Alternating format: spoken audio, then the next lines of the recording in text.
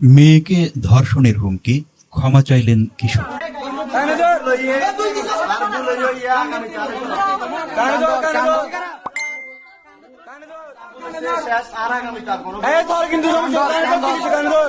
সীতাকুণ্ড পৌরসভার ইদিলপুর এলাকায় ফরহাদুল ইসলাম কায়েস ১৯ নামে এক ইভটিজারের বাড়িতে যায় বেশ কয়েকজন যুবক। ভিতর থেকে গ্রিল লাগানো অবস্থায় অভিযুক্ত কিশোর ধর্ষণ ও ইভটিজিংয়ের জন্য কান ধরে ক্ষমা চান। এ সময় যুবকের মা এবং চাচা পাশে দাঁড়ানো ছিল। এরপর যুবক কান ধরে ক্ষমা চাইলেও উঠবস না করায় ক্ষোভ প্রকাশ করেছেন যুবকরা। তোর নাম কি? তোর নাম কি? তোর নাম কি? নাম কো। তোর নাম কো। নাম কো। নাম কি? নাম কো। নাম কো। তোর নাম কো। বাবার নাম কি? বাবার নাম কি? অন্যায় করছোস তুই।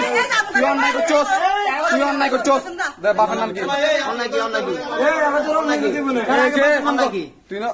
তুই মায়ের দর্শন অঙ্গি দোস্ত তোর আছে কারা? তোর রাজনৈতিক পরিচয় কি? তোর রাজনৈতিক পরিচয় কি? তোর বাপের নাম কি? ক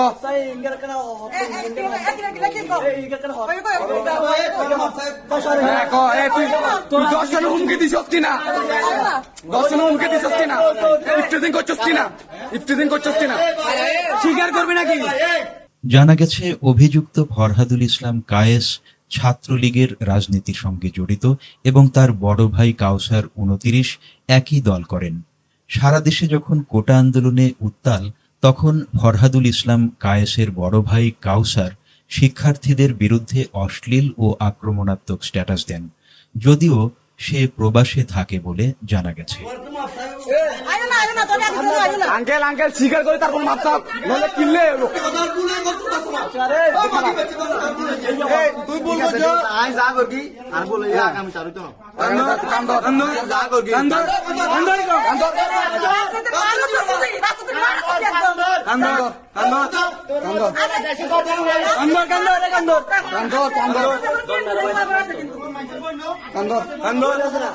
কান্দর কি করছে তোর?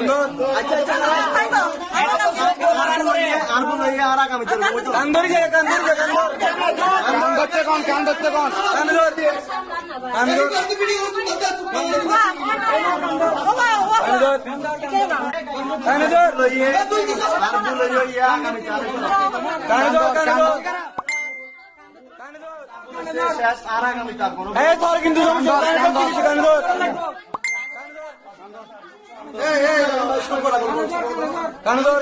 তোমার অনুসূচনা করছো তো তুই জেনে জেনে করে অনুসূচনা করি